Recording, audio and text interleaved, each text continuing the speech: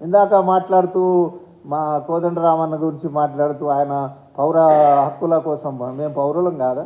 ఎరకలోడికి first పౌర హక్కులు నువ్వు కాపాడాలి. గవర్నర్తో నువ్వు కొట్లాడాలి అన్న. పెద్ద మనిషి, నీకు అంత పేరున్నది, ప్రొఫెసర్వి, నువ్వేం ఉంటావని నీకు ఇస్తారని చేసేసినామన్నా. మేము చేసేసింది ఎప్పుడు? నీ పేరు వచ్చింది ఎప్పుడు? మాకేమో నెలలు పెట్టుకుంటుంది ఆమె. ఒక ఎరకల జాతికి ఒక చిన్న కులం, మా దాసోజు శ్రవణ్ కూడా, వాళ్ళది కూడా చిన్న కులమే. నెలల దగ్గర పెట్టుకుంటావు. ఆ ప్రొఫెసర్ ఒక పెద్ద ఆయన అయితే నవాబు. నేను ఎవరు విమర్శించడానికి కాదు పేర్లతో, ఆయన ఒక పెద్ద నవాబు, ఈయన ఒక పెద్ద లెక్క. వీళ్ళకి రాగానే తెల్లారి ఇచ్చేస్తావమ్మా, దండం పెడతా, నీకేం రాజ్యాంగం చదివినవో, మరి వాళ్ళ చరిత్ర ఏం చూసినావో, మా చరిత్ర ఏం తెల్లారి ఇచ్చేస్తుంది.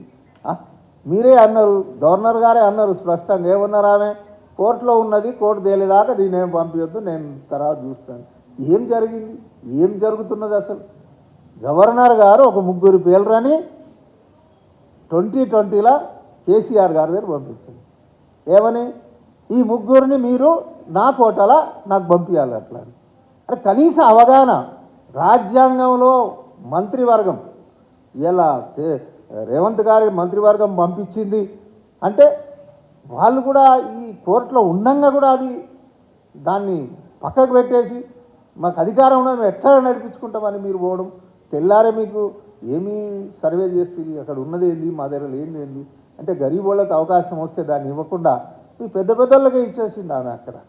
ఆ రకంగా గవర్నర్ గారు కూడా అన్ని తప్పులు చేస్తూ, మరి ప్రభుత్వం అదరాబాదరగా అక్కడ సీజే గారు క్లియర్గా చెప్పారు, చీఫ్ జస్టిస్ గారు, ఈ కేసు ఇక్కడికి వచ్చింది కాబట్టి మీ వాళ్ళకి చెప్పండి, దీన్ని ఆపండి అని ఆయన ఆర్డర్ చేసిండు, ఓవరాల్గా ఆర్డర్ చేసిండు ఆయన. దానికి ఏమంటాడు ఆయన, వాళ్ళ గవర్నమెంట్ అడ్వకేట్ ఆయన ఏమంటుండ అంటే, లేలే 24 దాకా ఉండే కదా డేటు, ఆ డేట్లో ఇంకా అయిపోయింది కదా అందుకే ఇచ్చేసినామంటే. గట్లుంటుందా? కేసు ఉన్నది కాబట్టి మీరు ఆపండి అంటే 24 దాకా రాపుతారు. 24 నాడు డేట్ అయింది కదా, 8 తారీఖు నాడు మళ్ళీ వేసిర్రు, 8 ఫిబ్రవరి మళ్ళీ వేసిర్రు. కేసు కొట్టేసిండ్రు, అయిపోయిందంటే మాట్లాడాలి. కానీ వాళ్ళు చేసిన తప్పులను కప్పిపుచ్చుకోవడానికి తప్పు మీద తప్పు చేస్తూ ఉన్నారు.